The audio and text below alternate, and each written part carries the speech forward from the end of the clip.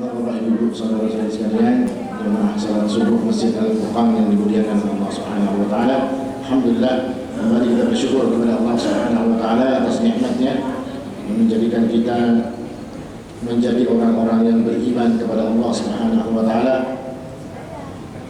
Dan mudah-mudahan Allah Subhanahu wa taala senantiasa menjadikan kita orang beriman dan menambah keimanan kita serta mewafatkan kita tetap dalam keadaan beriman kepada Allah Subhanahu wa taala. Amin ya rabbal alamin.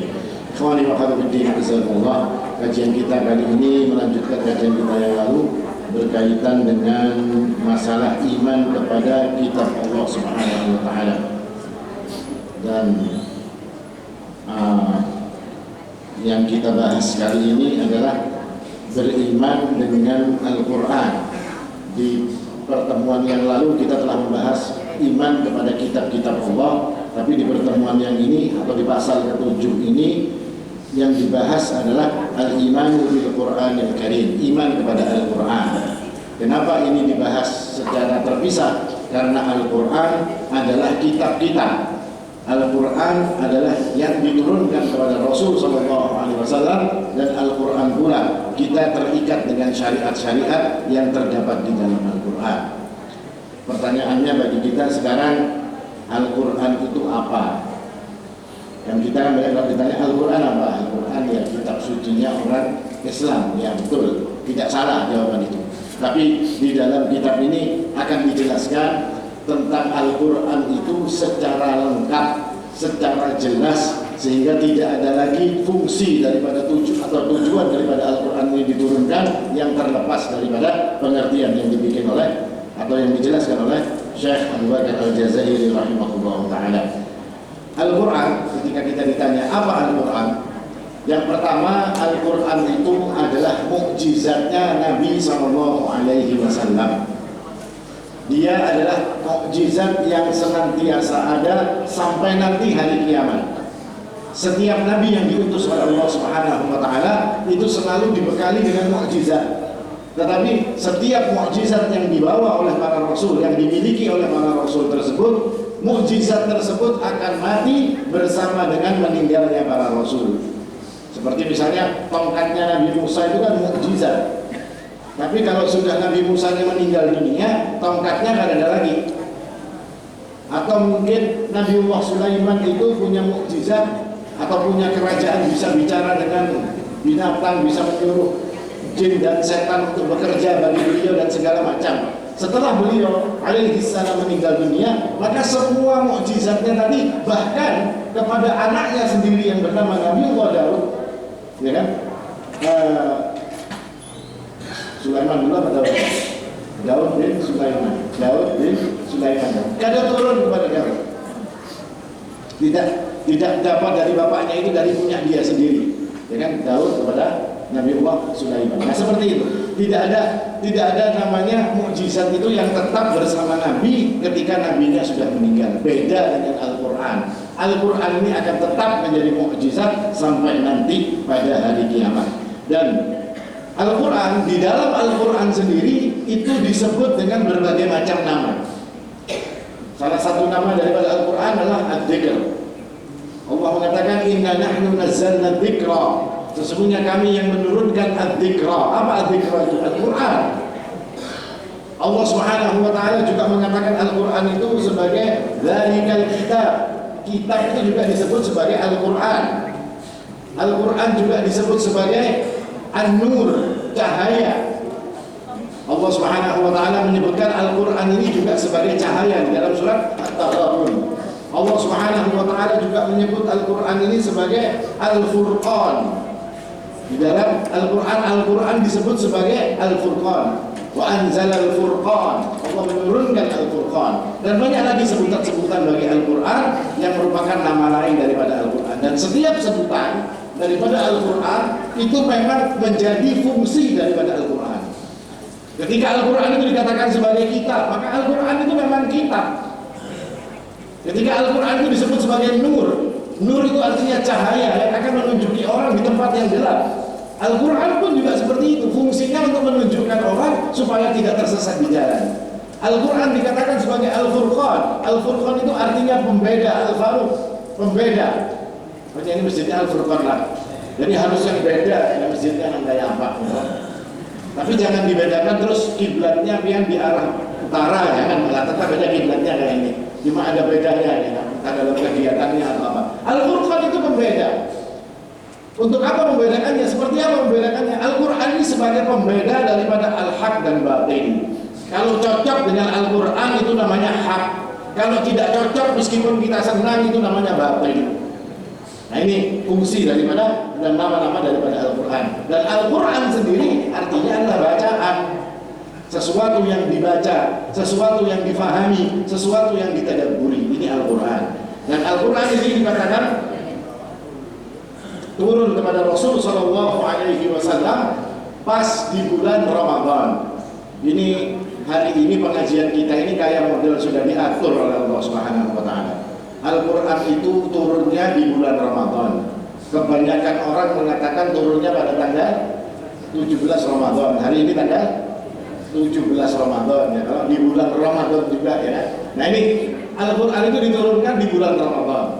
Sebagaimana kata Allah Subhanahu wa taala, "Syahrul Ramadan alladzi unzila fihi al-Qur'an." Bulan Ramadan itu tempatnya atau saatnya turunnya Al-Qur'an. Bulan Ramadannya di mana? Bulan Ramadan harinya 29 atau 30 hari. Di bulan yang di hari yang mana? Maka Allah menyebutkan lagi, "Inna anzalnahu fi lailatin mubarakah." Sesungguhnya kami menurunkan Al-Quran itu di bulan Ramadan pada malam yang mubarakah, malam yang penuh berkat. Masih bingung kalau kita? Kapan malam penuh berkat itu? Apa nama malam penuh berkat itu? Dijelaskan lagi oleh Allah Subhanahu wa taala, "Inna anzalnahu fi lailatul qadr." Artinya Al-Quran itu turun di bulan Ramadan, turunnya di malam yang penuh berkat. Malam yang penuh berkat itu namanya malam Lailatul Qadar. Kapan malam Lailatul Qadar itu? Dijelaskan oleh Nabi Shallallahu Alaihi Wasallam di dalam hadis-hadis beliau. Nah ini Al-Quran. Terus kita tanya mungkin, Al-Quran itu kan turunnya berapa tahun? 23 tahun, 22 tahun lebih sekian ya. Anggap 23 tahun. Tetapi di dalam ayat ini dikatakan, "Inna anzalnahu fi lailatul qadar." Sesungguhnya kami menurunkan Al-Quran itu di malam Lailatul Qadar. Berarti Al-Qurannya turun semuanya bertentangan dengan apa yang terjadi, bertentangan dengan kenyataan.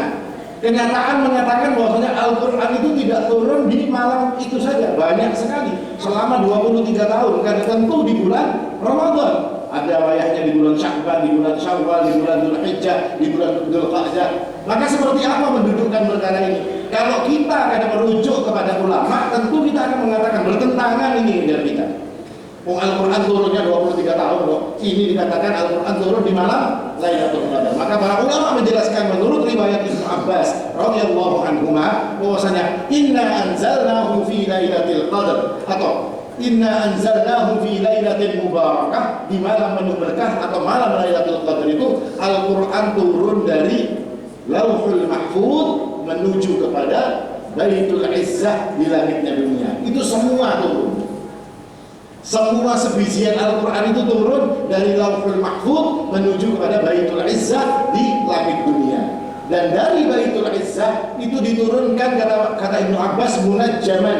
Munajjaman itu berangsur-angsur selama 23 tahun. Jadi klop sudah. Kalau ditanya Al-Quran itu turunnya tanggal bulan Ramadan, yang turunnya Al-Quran ini maksudnya apa? Itu maksudnya adalah Al-Quran diturunkan dari Lauhul Mahfuz menuju kepada Baitul Izzah. Bukan Al-Quran diturunkan kepada Rasul Sallallahu Alaihi Wasallam, bukan, tapi turun dari Lauhul Mahfuz. Kalau turun kepada Nabi kapan? Macam-macam bulannya, macam-macam harinya, macam-macam tahunnya. Intinya selama 23 tahun. Nah ini penjelasan para ulama berkaitan dengan Al-Quran. Dan Ramadan adalah bulannya Al-Quran. Makanya kalau sudah masuk Ramadan, hendaknya kita ini berusaha untuk selalu dekat dengan Al-Quran, selalu rajin bagi kita untuk membaca kitab suci yang diturunkan kepada kita ini. Ini sekitar mukaddimah berkenaan dengan iman kepada Al-Quran. Kemudian Syekh rahimahullah ta'ala mengatakan, yu'minul muslim bi anna al-Quran al-Karim kitabullahi anzalahu ala khairi khalqihi wa afdal anbiya'ihi wa rusulihi nabiyyana Muhammad Nabiyyina Muhammadin sallallahu alaihi wasallam. Al-Quran adalah kitab yang diturunkan oleh Allah Subhanahu wa taala kepada sebaik-baiknya makhluknya,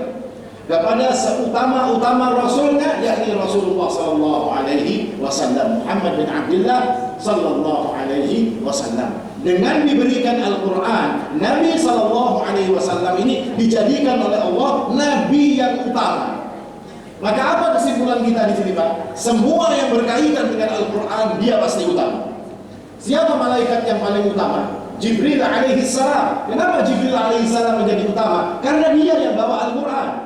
Kenapa bulan Ramadan ini menjadi bulan yang utama? Karena dia adalah bulan tempat diturunkannya Al-Quran.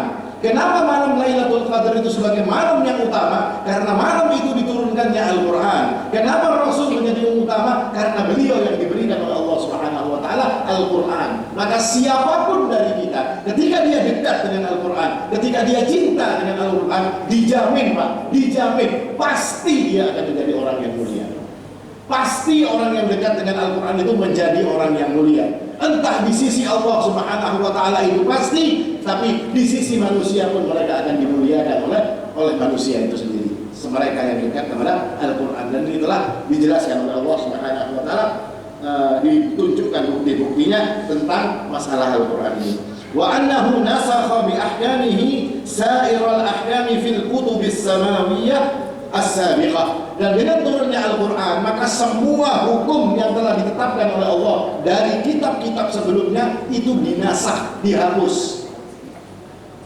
Jadi hukum-hukum Allah itu ada di dalam Zabur, hukum Allah ada di dalam Taurat, hukum Allah itu ada di dalam Injil. Semua hukum yang ada di sana itu dihapus. Seandainya hukum itu masih relevan, maka dia pun akan dimasukkan di dalam Al-Quran. Seperti contohnya, hukumnya seorang pezina itu dirajam. Itu di dalam Taurat ada hukum rajam tadi. Dan ketika ini masih relevan, dia dimasukkan dalam Al-Quran. Artinya Al-Quran ini menghapus semua hukum. Maka tidak layak bagi kita untuk kemudian berhukum dengan selain daripada Al-Quran. Tidak boleh bagi seorang beriman menjadikan hukum selain daripada Al-Quran. Oh enggak Ustaz, saya ini kok kepinginnya lawan Injil aja hukumnya, ya kayak apa, hukum Injil kan. Agamanya musuh Islam, tapi hukumnya nanti Injil, hukumnya Taurat. Nah ini tidak dibenarkan, karena Al-Quran sudah menghapus semua itu. Bahkan Nabi mengatakan, seandainya Isa atau Musa itu hari ini masih hidup, kata Nabi SAW, maka dia pasti akan ikut kepada itu. Artinya Musa dan Isa alaihi wassalam itu akan menjadi umat Nabi sallallahu alaihi wasallam. Nah ini kadang-kadang yang tidak disukai oleh orang-orang Yahudi. Mereka harus mengikut kepada Al-Quran, sedangkan mereka ini juga punya kitab. Artinya orang Yahudi ini kitabnya kitab samawi, kitab yang diturunkan juga oleh Allah, meskipun pada akhirnya itu kitabnya dirubah-rubah oleh mereka ini. Dan beliau juga mengatakan wa annahul kitabus syamil. Ini kitab yang sudah mencakup semua dengan syariat-syariat Rabbani.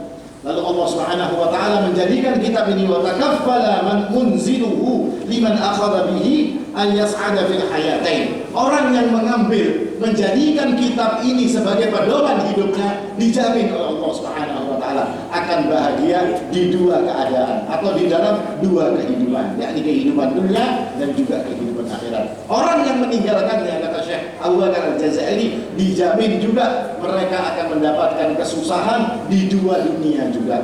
Artinya dunia yang ini dan dunia nanti di akhirat kelak mereka pun akan mendapatkan kesusahan di sisi Allah Subhanahu wa taala. Dan Allah Subhanahu wa taala menjamin bahwasanya dhamanallahu salamatahu minan nafsi waziyadah. Allah menjamin bahwasanya Al-Quran ini adalah kitab yang tidak pernah akan bisa dikurangi dan tidak pernah akan bisa ditambah. Ini istimewanya Al-Quran. Seperti apapun Al-Quran itu akan diotak-atik, pasti dia akan ketemu. Kenapa dia ketemu? Karena Allah yang mengatakan inna nahnu nazzalna dzikra wa inna lahu lahafizun. Kami yang menurunkan Al-Quran dan kami pula yang akan menjaganya. Allah tidak perlu kita untuk menjaga Al-Quran ini. Dia sendiri yang akan menjaga Al-Quran. Allah tidak berikan jaminan ini kepada Taurat, Allah tidak berikan kepada Injil, tidak berikan kepada Zabur, tidak diberikan semuanya. Tetapi Allah berikan jaminan akan keselamatan isi daripada kitab ini hanya Allah berikan kepada Al-Quran. Allah yang akan jaga, bukan kita, Pak.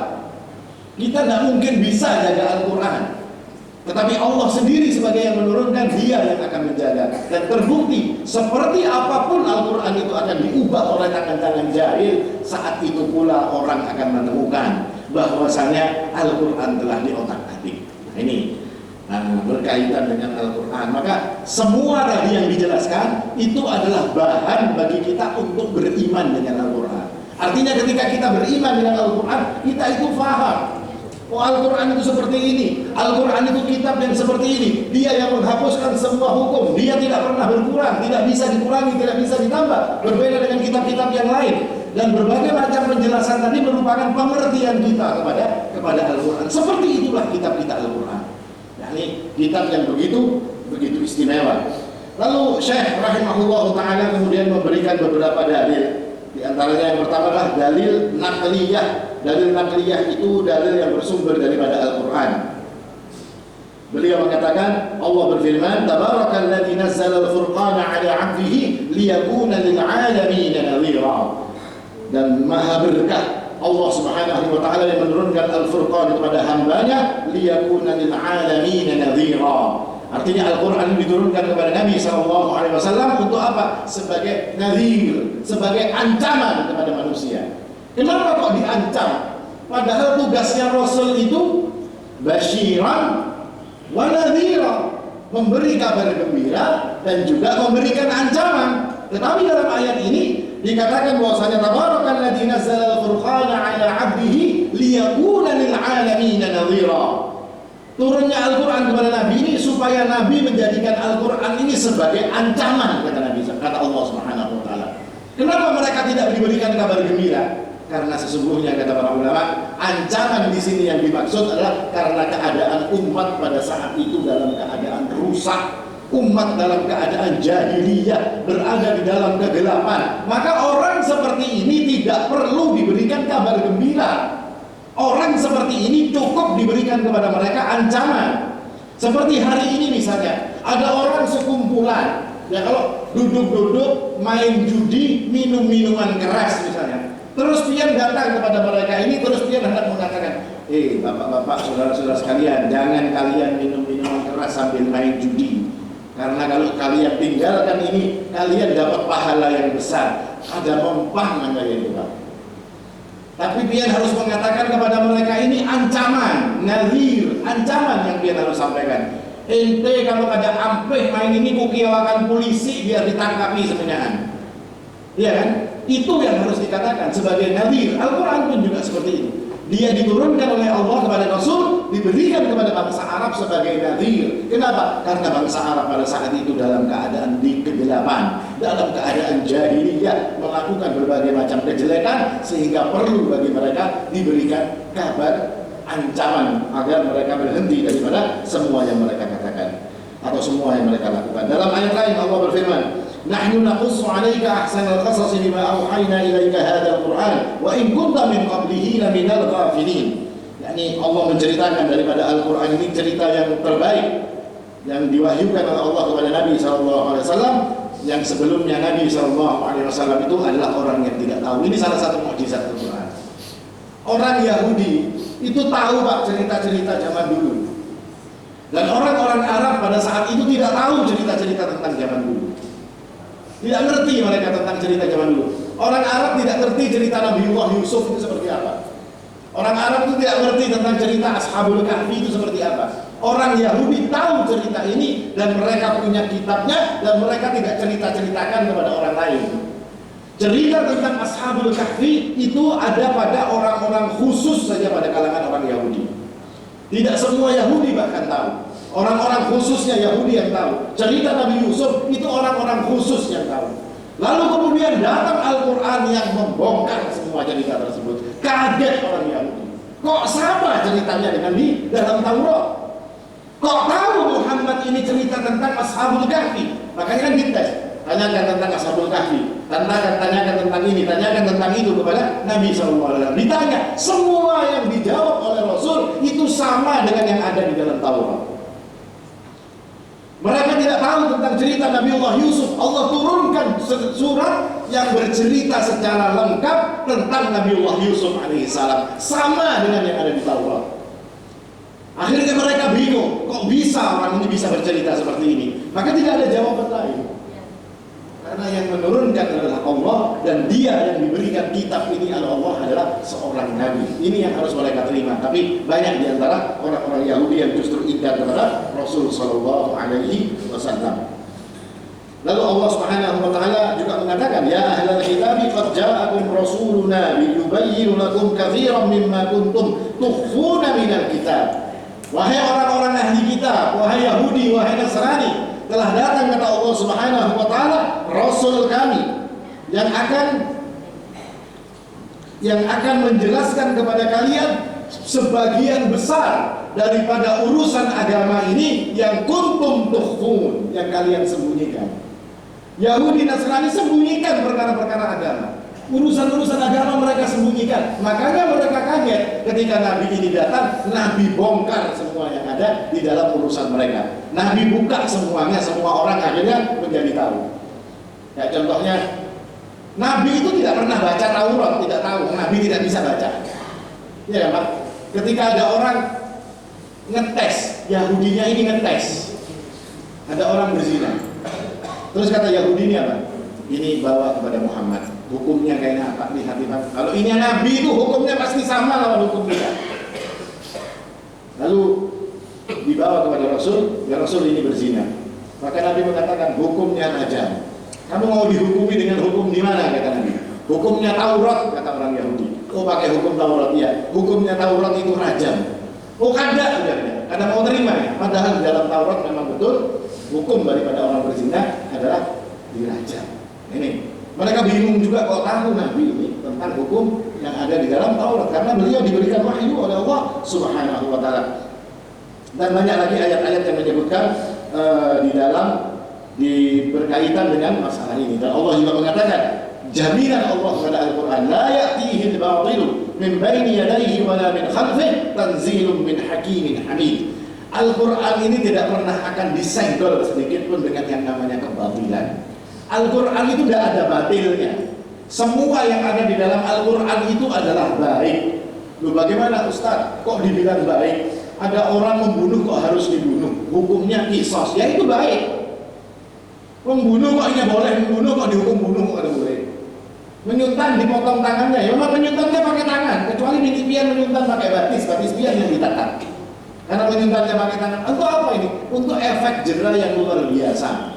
Artinya sedikit saja yang dihukum dengan seperti itu, maka akan menjadikan orang-orang ini. Makanya Allah mengatakan wa fil qisasi hayatun wa inna fil qisasi hayatun ya ulil albab. Di dalam qisas itu ada kehidupan, kata Allah. Padahal orang di qisas itu apa ya? Dipotong kepalanya, mati dia. Ya kan? Tapi kata Allah, di dalam qisas yang orang dipenggal tadi itu ada kehidupan. Loh, apa maknanya? Artinya kalau pian sudah melihat orang membunuh orang di kisos, pian akan berpikir 1000 kali kalau ada membunuh orang. Sebab hari ini kita bunuh orang, besok kita yang dibunuh oleh al-hujum, kan kayak itu. Akhirnya apa yang terjadi? Terjaga darah orang, akhirnya kehidupan jadi normal. Ini dalil-dalil nakli yang disebutkan oleh Syekh Abu Bakar Al-Jazairi, dan semuanya menunjukkan apa? Menunjukkan tentang keistimewaan daripada Al-Quran. Maka sungguh sangat rugi kalau orang itu tidak sampai atau tidak sempat bagi mereka untuk mempelajari tentang Al-Quran. Sedikit saja kita baca, fahami artinya, baca terjemahannya. Syukur-syukur kalau punya tafsirnya, dibaca tafsirnya. Maka sungguh Al-Quran itu kalau pian sudah membaca, memang benar-benar ingin mengetahui tentang makna-maknanya, pian ulun jamin pasti pian ketagihan. Karena semua yang diceritakan oleh Allah Subhanahu wa taala itu indah. Kayak contohnya tadi ya, Al-Quran diturunkan di bulan Ramadan. Kita tanya kan, Ramadan yang sebelah mana? Dijelaskan lagi oleh Allah, di malam yang penuh berkah. Malam yang penuh berkah kemana? Malam dari 1 sampai malam ke-30 atau 29 dalam Ramadan, semua malamnya penuh berkah. Dijelaskan lagi oleh Allah, diturunkan di malam Lailatul Qadar. Nah, cerita-cerita yang seperti ini sungguh Masya Allah di dalam Al-Quran. Bahkan kalau ahli-ahli Al-Quran itu menjelaskan tentang Al-Quran, Al-Quran itu kebanyakan penjelasannya di dalam Al-Quran itu seperti cermin. Cermin itu kalau yang bercermin, yang ada di dalam cermin itu apa? Ya muka kita juga. Nah, Al-Quran itu kayak itu. Jadi kalau di dalam awal Al-Quran itu menceritakan tentang A, maka di akhir Al-Quran itu cerita tentang A. Yang kedua nanti cerita tentang B, sebelum terakhir juga cerita tentang B. Terus seperti dalam surat Al-Baqarah. Surat Al-Baqarah itu cerita yang pertama tentang kitab, tentang iman kepada Allah Subhanahu wa taala. Akhir daripada surat Al-Baqarah cerita tentang apa? Tentang rukun iman. Nanti cerita tentang orang kafir, ya ujungnya nanti cerita orang, sampai nanti ketemu di tengah. Al-Quran itu waktu di tengah, tengah itu namanya al-wasat, tengah. Nah, tengah-tengahnya surat Al-Baqarah itu menyuruh kita atau menunjukkan kepada kita bahwasanya kalian ini umat pertengahan. Tempatnya di mana? Di dalam Al-Quran, di surat Al-Baqarah yang paling tengah. Al-Baqarah itu berapa ayat? 286. Dia buka ayat ke 143, itu bercerita tentang umat pertengahan. Jadi satu Al-Quran pertama, bab 1 dengan bab terakhir itu plot. Kayak contohnya lagi surat Yusuf. Surat Yusuf itu bercerita di awalnya tentang mimpinya Nabi Yusuf. Di akhir daripada surat Yusuf apa ceritanya? Takwilnya mimpi Nabi Yusuf. Di bagian kedua surat Nabi Yusuf itu cerita tentang Nabi Yusuf dibuang oleh saudara-saudaranya, ya kan? Dipisah dengan saudara-saudaranya. Sebelum terakhir surat Nabi Yusuf itu saat pertemuan Nabi Yusuf dengan bapaknya dan dengan keluarganya. Bagian ketiga, Nabi Yusuf itu di saat itu digoda oleh wanita-wanita tersebut dan difitnah sampai masuk penjara. Nah, bagian ketiga sebelum habis di bagian itu wanita-wanita tadi yang memfitnah Nabi Yusuf dan menjadikannya masuk penjara mengakui bahwasanya mereka itu salah. Nah, terus kayak itu Pak, bersambung terus Al-Quran. Nah, seperti itu. Nah, terus kalau kita mau sudah baca terus sampai kita teliti ke tempat seperti itu, tidak ada kata lain bagi kita kecuali kagum dengan Al-Quran ini Pak. Masya Allah, indah sekali ketika kita mempelajarinya. Nah ini tentang Al-Quran. Itu dalil-dalil naqli. Dalil dari Nabi SAW, Rasul SAW mengatakan, ala inni utitul kitab wa mithlahu ma'ah. Sesungguhnya aku ini diberikan kitab wa mithlahu ma'ah. Saya diberi kitab Al-Quran dan yang seperti kitab bersama kitab. Apa itu yang seperti kitab? Apa Pak kira-kira? Hadis, as-sunnah. As-sunnah itu adalah datang dari Allah. Mana dalilnya? Wa ma yantiqu 'anil hawa in huwa illa wahyun yuha. Nabi itu kalau berkata-kata tidak pernah dari hawa nafsunya. Semua perkataan Nabi yang berkaitan dengan hukum-hukum aturan agama itu berasal dari wahyunya Allah. Artinya Al-Quran dan As-Sunnah itu tidak bisa dipisahkan. Orang yang ingkar kepada As-Sunnah sama dengan dia ingkar kepada Al-Quran. Kenapa? Karena As-Sunnah datangnya dari Allah. Yang mengatakan Nabi sendiri, ala inni utitul kitaba wa mithlahu ma'ahu. Kata Nabi SAW, saya berikan kitab dan yang semisal dengan kitab bersama kitab tersebut. Nah, ini juga disebut sebagai Al-Hikmah. Dalam Al-Quran juga disebut sebagai As-Sunnah, ini juga disebut sebagai Al-Hikmah. Bahkan hasad itu adalah penyakit berbahaya. Hasad itu akan fa innal hasada ya'kulul hasanah. Hasad itu akan memakan kebaikan seseorang. Tapi kalau sudah berkaitan dengan Al-Quran, boleh hasad. Hasad kita kepada orang yang paham Al-Quran. Hasad kita kepada orang-orang yang pandai dalam Al-Quran, yang hafalannya banyak. Iri kita dengan mereka ini tadi. Itu diperbolehkan. Karena Nabi tidak ada hasad kecuali dalam dua perkara. Salah satunya di dalam masalah Al-Quran. Ini beberapa dalil dari Nabi SAW yang berkaitan dengan Al-Quran. Kemudian dalil aqliyah, dalil yang berkaitan dengan akal. Kata Syekh Abu Bakar Al-Jazairi bahwasanya Rasul SAW Al-Quran ini mengandung atau menghimpun berbagai macam ilmu yang bermacam-macam ilmu. Artinya kalau kita pelajari dalam Al-Quran, kata Syekh Abu Bakar, ada ilmu tentang kauniyah. Ilmu kauniyah itu ilmu tentang alam semesta ini Pak, ya kan? Sampai kan kita itu dikatakan wa nufikha fis-sur, ketika trompet itu ditiup. Apa urusannya kiamat dengan trompet? Lalu ketika alam semesta ini difoto, digambar alam semesta ini, model alam semesta ini dia tahu Pak, seperti apa? Seperti trompet. Tapi lain trompetnya yang orang drum band itu lain, model trompet bahari gitu Pak. Yang modelnya alam semesta ini kalau dikumpulkan semuanya digambar, itu modelnya kayak trompet. Lalu Allah katakan ketika trompet itu ditiup ini semuanya habis. Ya kan? Trompetnya ditiup oleh Israfil, itu semua habis, semua yang ada di dunia. Bentuk alam semesta ini seperti trompet, ya kan? Ini salah satu kauniyah berkaitan dengan alam semesta. Lalu di dalam surat Ar-Rahman itu kan dikatakan, wa idzal syaqqatis samaa'u fakanat wardatan kaddihan, ya kan? Kalau langit ini terbelah, itu nanti jadinya seperti mawar merah, kata Allah Subhanahu wa taala. Fakanat wardatan kaddihan, seperti mawar yang berwarna merah. Lalu ilmu pengetahuan di abad 19, abad 20 menjelaskan tentang masalah namanya ledakan supernova. Supernova ledakan ini ledakan bintang yang meledak. Nah, ketika bintang itu meledak, bentuknya dia tahu seperti apa? Seperti mawar berwarna merah. Masya Allah.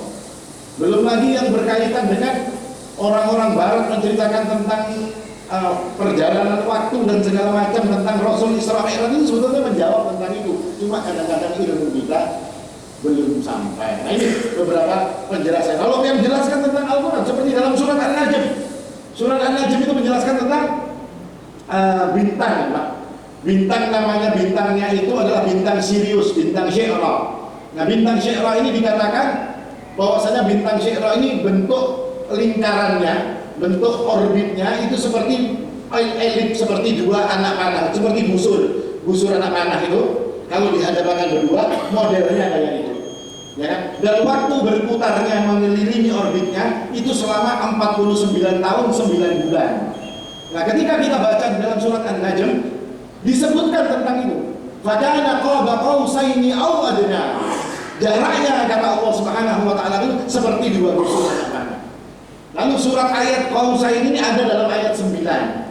Dan ketika Allah menceritakan tentang bulan Syi'ra itu ada pada ayat ke-49. Maka para ulama menyatakan bahwasanya 49,9 tahun dengan bentuk yang seperti ini. Ini kalau ditinjau dari segi ilmu kauniyah, dan itu ada di dalam Al-Quran. Cuma kita kadang-kadang yang kurang paham berkaitan dengan ini. Lalu berkenaan dengan ulum at-tarikhiyah, bercerita tentang ilmu-ilmu sejarah, sudah terbukti dalam Al-Quran. Tentang Nabiullah Zakaria, tentang Nabi Isa, tentang semua nabi-nabi, tentang semua keadaan yang manusia tidak tahu diceritakan oleh Al-Quran. Lalu tentang ilmu syariah dan kauniyah, ilmu-ilmu yang berkaitan dengan hukum, dengan syariat, itu disebutkan oleh Allah Subhanahu wa taala, dan berbagai macam ilmu yang lain-lainnya ada di dalam Al-Quran. Untuk menunjukkan kelengkapan isi daripada Al-Quran. Nah, ketika yang ada di dalam Al-Quran ini semua seperti itu, dan yang menyampaikan Al-Quran ini adalah Rasul Sallallahu Alaihi Wasallam, orangnya buta huruf, dia tidak mengerti syair. Nabi itu kalau bikin syair terbalik-balik. Iya, loh, itu ada hikmahnya Pak. Kalau Nabi pintar syair nanti dibilang Al-Quran itu syair. Nabi ini kalau bikin syair kadang-kadang terbalik-balik. Kalau dibandingkan dengan syairnya orang-orang jahiliyah pada saat itu, kacau syair sidin ini. Tapi memang itu ada hikmahnya. Kalau Nabi harap bersyair, wah, ini Al-Quran ini pasti ulainya, ya kan? Berhubung sidin ini bersyair aja ada bisa, kok ada Al-Quran seperti ini? Nah, ini membuktikan Al-Quran itu datang dari Allah Subhanahu wa taala. Tentang isi yang ada di dalam Al-Quran yang menunjukkan bahwasanya ini kelas-kelasnya profesor yang akan menyampaikan seperti ini menurut orang Quraisy. Nah, ini Muhammad kok yang menyampaikan. Tidak mungkin ini Muhammad dapat di mana pengetahuan seperti ini, dapat dari mana beliau ini. Nah, ini menunjukkan lagi akan kebenaran Rasul Sallallahu Alaihi Wasallam, dan tidak ada lagi bantahan kepada perkara ini kecuali mereka harus mengatakan bahwasanya Al-Quran itu benar datang dari Allah dan Nabi Sallallahu Alaihi Wasallam adalah benar-benar utusan Allah Subhanahu wa taala. Nah, ini berkaitan dengan Al-Quran. Artinya seperti inilah gambaran tentang Al-Quran, iman kita kepada Al-Quran, dan ini dibahas untuk menjadikan iman kita kepada Al-Quran itu semakin kuat dan kita semakin tahu bahwasanya Al-Quran, kitab yang diberikan oleh Allah kepada Nabi Muhammad, kepada kita, ini adalah sesuatu yang istimewa. Kok yang istimewa ini kita meremehkannya? Kok yang istimewa ini kita tidak mempelajarinya? Kenapa yang istimewa ini kita jadi tidak paham dengan apa yang terdapat di dalamnya? Maka hikmah yang kita ambil daripada iman kepada Al-Quran ini adalah berusaha untuk menjadikan kita ini dekat dengan Al-Quran. Dan mumpung ini bulan Ramadan, bulannya Al-Quran, kita berniat berdoa kepada Allah Subhanahu wa Ta'ala agar dijadikan hati-hati kita ini hati yang selalu terpaut dengan kitab Allah Subhanahu wa Ta'ala. Ini kira-kira yang bisa disampaikan. Mudah-mudahan bermanfaat. Aqulu qouli hadza wal haqqu 'inda Allah subhanakallahumma wa bihamdik asyhadu an la ilaha illa anta astaghfiruka wa atubu ilaik. Wassalamu alaikum warahmatullahi wabarakatuh.